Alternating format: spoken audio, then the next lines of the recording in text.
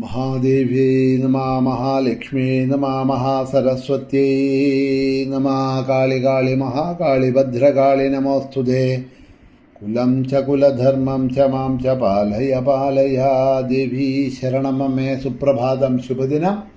എല്ലാ ധന്യാത്മാക്കൾക്കും പുലർകാല വന്ദനം. ശ്രീമദ് ദേവി ഭാഗവത നിത്യപാരായണ പരമ്പരയുടെ ഇന്നത്തെ യജ്ഞവേദിയിലേക്ക് സുസ്വാഗതം. വിവിധ നരകങ്ങളും അതിൽ പോകാൻ ജീവൻ ചെയ്യുന്ന പാപകർമ്മങ്ങളും ആ നരകത്തിൽ അനുഭവിക്കേണ്ടി വരുന്ന യാതനകളെയുമാണ് വർണ്ണിച്ചു കൊണ്ടുപോകുന്നത്. കൃമിഭോജനം എന്ന് പറഞ്ഞ നരകത്തിനെ പറ്റിയാണ് ഇന്നലെ പറഞ്ഞു നിർത്തിയത്. പഞ്ചയജ്ഞങ്ങൾ ചെയ്യാതെ കണ്ട് കിട്ടുന്നതൊക്കെ തനിക്കും തൻ്റെ കെട്ടിയോൾക്കും മോളുടെ കുട്ടികൾക്കും എന്ന് പറഞ്ഞ സ്വാർത്ഥതയോടുകൂടി ജീവിക്കുന്ന മനുഷ്യർക്ക് പോകേണ്ടതായിട്ടുള്ള ഒരു നരകമാണ് ഇത് എന്നവിടെ പറഞ്ഞു. പഞ്ചയജ്ഞങ്ങൾ എന്ന് പറഞ്ഞിട്ടുണ്ടെങ്കിൽ ദേവയജ്ഞം, ഋഷിയജ്ഞം, പിതൃയജ്ഞം, അതേമാതിരി മനുഷ്യയജ്ഞം, പിന്നെ ഭൂതയജ്ഞം. ഇതിനെയാണ് മഹായജ്ഞങ്ങൾ എന്ന് പറയുക. ദേവയജ്ഞം എന്ന് പറഞ്ഞിട്ടുണ്ടെങ്കിൽ യജ്ഞം, യാഗം, പൂജകൾ മുതലായിട്ടുള്ള ദേവന്മാർക്ക് ചെയ്യുന്നതിനെ ദേവയജ്ഞം എന്ന് പറയും. ശ്രാദ്ധം, അതേമാതിരി ബലി, തർപ്പണം മുതലായിട്ടുള്ളവയൊക്കെ പിതൃയജ്ഞമാണ്. അപ്പോൾ പിന്നെ ഭാഗവതം, നാരായണീയം, ഭഗവത്ഗീത, വേദാഭ്യാസങ്ങൾ മുതലായിട്ടുള്ള വേദശാസ്ത്ര പുരാണങ്ങൾ പഠനം ചെയ്യുന്നതാണ് ഋഷിയജ്ഞം എന്ന് പറയുന്നത്. അപ്പോൾ ദേവയജ്ഞം, ഋഷിയജ്ഞം, പിതൃയജ്ഞം, അടുത്തതായിട്ട് മനുഷ്യയജ്ഞം. ഇല്ലാത്തവർക്ക്, ദാഹിക്കുന്നവർക്ക്, വിശക്കുന്നവർക്ക് നമ്മളാൽ കഴിയുന്നത് മാതിരി, ഒരാൾക്കാണെങ്കിൽ ഒരാൾക്ക്, 10 ആൾക്കാണെങ്കിൽ 10 ആൾക്ക് അവനവൻ്റെ കഴിവിനനുസരിച്ച് എന്തുണ്ടോ അത് ഇന്നത് കൊടുക്കണമെന്ന് പറയണില്ല. നമ്മൾ കഞ്ഞിയും പുഴുക്കാ കഴിക്കുന്നതെന്ന് പറഞ്ഞാൽ അതേ കഞ്ഞിയും പുഴുക്കും നമുക്ക് കൊടുക്കാം. അല്ലാണ്ടപ്പം നമ്മൾ കഞ്ഞിയും പുഴുക്കും കഴിക്കുന്ന അവസ്ഥയിൽ മറ്റുള്ളവർക്ക് പഞ്ചാരപ്പാൽ പായസം ഉണ്ടാക്കി കൊടുക്കണമെന്ന് ശാസ്ത്രം പറയുന്നില്ല. എന്തോ ഒന്ന് വിശപ്പ് മാറാൻ കൊടുക്കണം. അതേമാതിരി ഭൂതയജ്ഞം, പശു, പക്ഷി, മൃഗാദികൾ ഇവയ്ക്കൊന്നും സ്വയം ആഹാരമുണ്ടാക്കി കഴിക്കാൻ പറ്റാത്തതാണ്. അവയ്ക്ക് മനുഷ്യൻ കൊടുക്കുന്ന ആഹാരങ്ങളാണ് അവർ കഴിക്കുന്നത്. അതുകൊണ്ട് അവയ്ക്കെല്ലാം എന്തെങ്കിലും നമ്മൾ ആഹാരങ്ങൾ കൊടുക്കണം. വീടുകളിലൊക്കെ പണ്ട് മുത്തശ്ശിമാർ ചെയ്യുമായിരുന്നു. ചോറ് വെച്ച് കഴിഞ്ഞാൽ ഒരു ചട്ടുകൻ ചോറ് കൊണ്ടുപോയിട്ട് ഏതെങ്കിലും ഒരു കല്ലിൽ വളപ്പിൽ കൊണ്ടുപോയിട്ട് ഖാ എന്ന് പറഞ്ഞ് കാക്കയെ വിളിക്കും. കാക്കയ്ക്ക് ചോറ് കൊടുത്ത് കഴിക്കുക എന്നൊരു സമ്പ്രദായം. എന്താ ഇപ്പോൾ കാക്കയ്ക്ക് ചോറ് കൊടുക്കുക എന്ന് പറഞ്ഞാൽ കാക്കയോ പട്ടിയോ പൂച്ചയോ ഏതെങ്കിലും കിളികളോ ഏതെങ്കിലും ഒരു ജന്തുക്കളാ ഭക്ഷണം കഴിക്കും. അപ്പോൾ അങ്ങനെ ജന്തുക്കളെ സംരക്ഷിക്കേണ്ടതൊക്കെ നമ്മുടെ കടമയാണ്. ഇതാണ് പഞ്ചയജ്ഞങ്ങൾ എന്നൊക്കെ പറയണത്. ഇതിനു മുമ്പുള്ള എൻ്റെ പ്രഭാഷണത്തിൽ ഞാൻ വളരെയധികം ദീർഘമായിട്ടതൊക്കെ പറഞ്ഞ കാരണം കൊണ്ട് ഇവിടെ അതിനെ ദീർഘിപ്പിക്കണില്ല, സൂചിപ്പിച്ചു എന്ന് മാത്രമേ ഉള്ളൂ.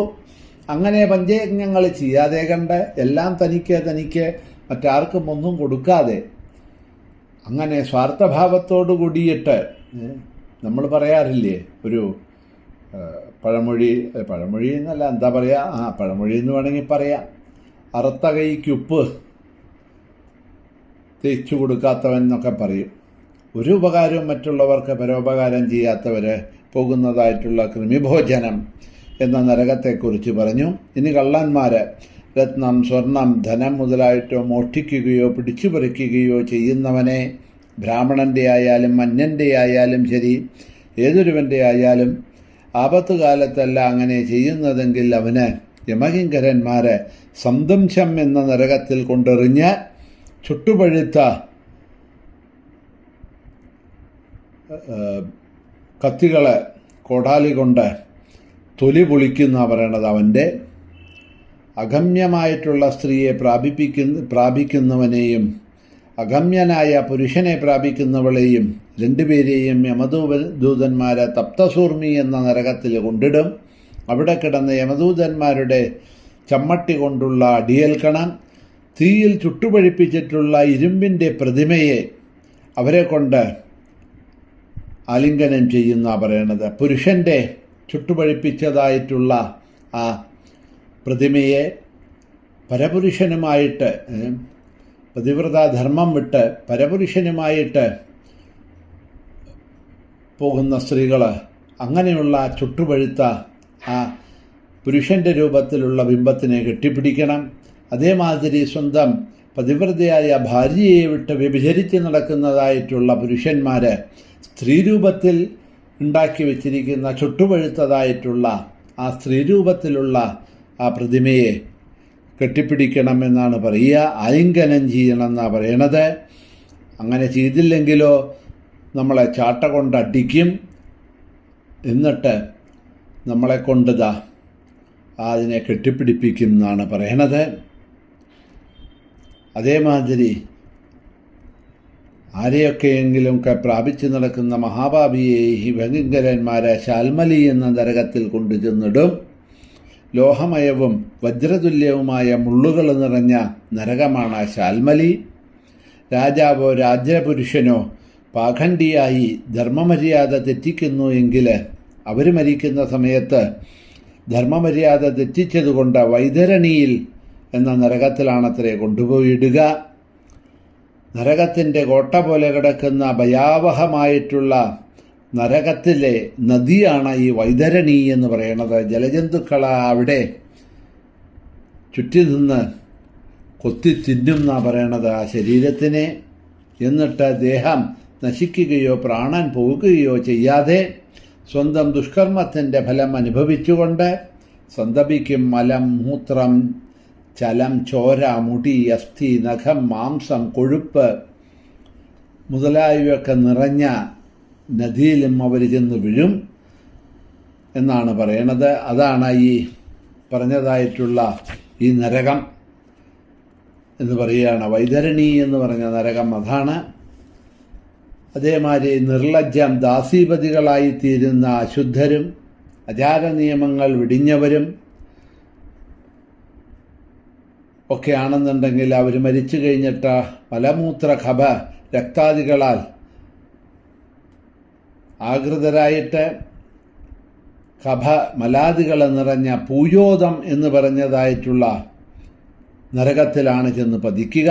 ദുരാഗ്രഹികളായി നടക്കുന്നവരെയൊക്കെ യമഭടന്മാർ ഖഭ മലാദികൾ തന്നെ അവരെ കൊണ്ടും തീറ്റിക്കണു എന്ന് പറയുകയാണ്. ഈ പൂയോദം എന്ന് പറഞ്ഞ നരകത്തിൽ നായ, കഴുത തുടങ്ങിയ മൃഗങ്ങളുടെ നാഥന്മാരായി തീരുകയും മൃഗയാവിനോദത്തിൽ ദിനംതോറും ഏർപ്പെടുക, അശുദ്ധ സ്ഥാനങ്ങളിൽ വെച്ച് മൃഗങ്ങളെ കൊല്ലുക, ഇതൊക്കെ ചെയ്യുന്ന ബ്രാഹ്മണർ മരിച്ചു ചെല്ലുമ്പോൾ അവരെ യമഭടന്മാരെ പ്രാണരോധം എന്ന് പറഞ്ഞ നരകത്തിൽ തള്ളിയിടുന്നു. ദുർനടപടികളേർപ്പെട്ട ആ നിരാധവന്മാരെ അമ്പുകൾ എയ്ത് അവരുടെ ശരീരത്തിനെ പിളർക്കും.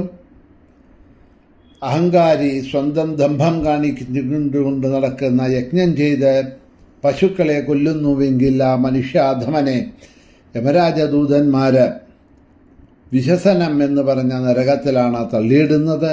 അവിടെ ചാട്ടവാറ് കൊണ്ടടിച്ച് ദുസ്സഹമായിട്ടുള്ള പീഡനം നമുക്ക് തരണു.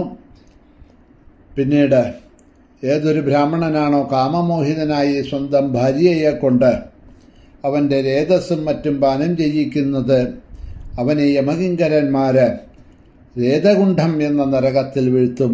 രേതസ്സൊക്കെ കുടിപ്പിക്കുന്നു പറയാണ്. കള്ളന്മാരെ, കൊള്ളിവയ്ക്കുന്നവർ, വിഷം കൊടുക്കുന്നവർ, ധനം കൊള്ള ചെയ്യുന്നവർ, ധനമുള്ള ഗ്രാമം കൊള്ള ചെയ്യുന്ന രാജാക്കന്മാർ, രാജപുരുഷന്മാർ എന്നിവർ മരിച്ചാൽ യമഭടന്മാരവരെ ശ്വാനകാധനം എന്ന നരകത്തിൽ കൊണ്ടിടും. അത്ഭുത രൂപികളായിട്ടുള്ള നായകൾ 20-ൽ അധികവും 700-ഉം ചേർന്ന് വേഗം ചാടി വീണ് കടിച്ചു കീറി.